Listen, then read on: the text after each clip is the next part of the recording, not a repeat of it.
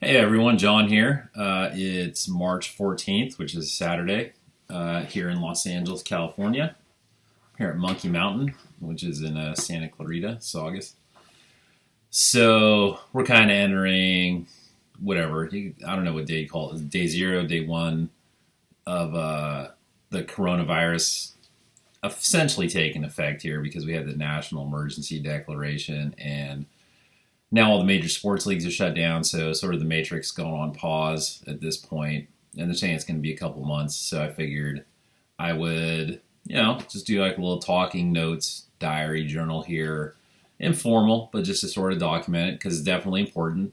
Um, you know, we've been keeping track of it since it showed up in Wuhan, China, like December, January, and been tracking that, and because we've dealt with that before from the Asian region with like SARS and MERS and H1N1 or whatever, and and I have a bachelor's in science, so I know what I'm seeing.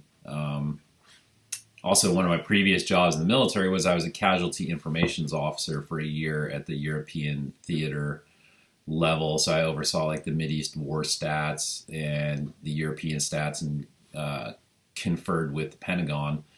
So I became an adept at being able to understand casualty statistics and trends and things in that world. So I naturally follow these stories. So basically, I've been following the story from China for a while, and is weird because it's communist China, so they don't tell the truth about anything because they're basically like a 24/7 crimes against humanity government, and they're always skewing the stats pretty hard. But we knew that they'd shut down a city, Wuhan, that's like 11, 12 million people, and LA County is like 10 million. So they shut down a city the size of LA County based on stats that didn't really seem to justify it.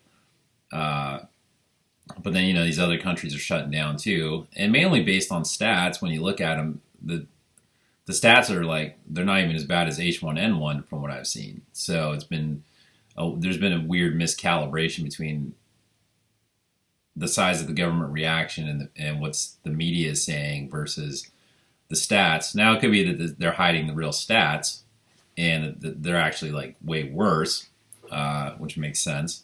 But that's sort of the air of, we don't know where we're at right now, because the reactions don't match the stats. And so I guess we're going with caution, and that's what we're doing on this side because there's no cure and there's no way really to treat the symptoms when they get severe. At least this is what they're telling us.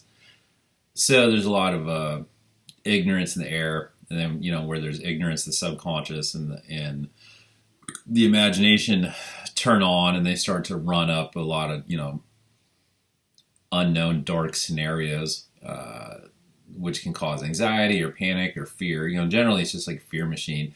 So I think like the main thing is to make sure that like it's fine if there's just a virus running through a population, that's nature, that's fine. You just have to kind of be stoic about that and just be like, okay, I'm an animal, and like things run through species biologically, scientifically, that you just can't really control. That's fine.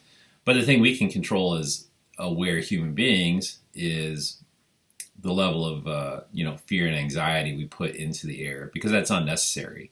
It's a natural reaction, but it's unnecessary to overdo it because it doesn't help with the situation. And so that's kind of where I see my function. I'm an artist and powerful thinker, so I'm just trying to make sure that there isn't as much fear and anxiety, like unnecessary levels, so that everybody can just go through this together. Hopefully, we just have this pause on the matrix, so to say, where we had one after 9/11, post 9/11, we had probably like a 10, 14 day pause on the matrix, and people get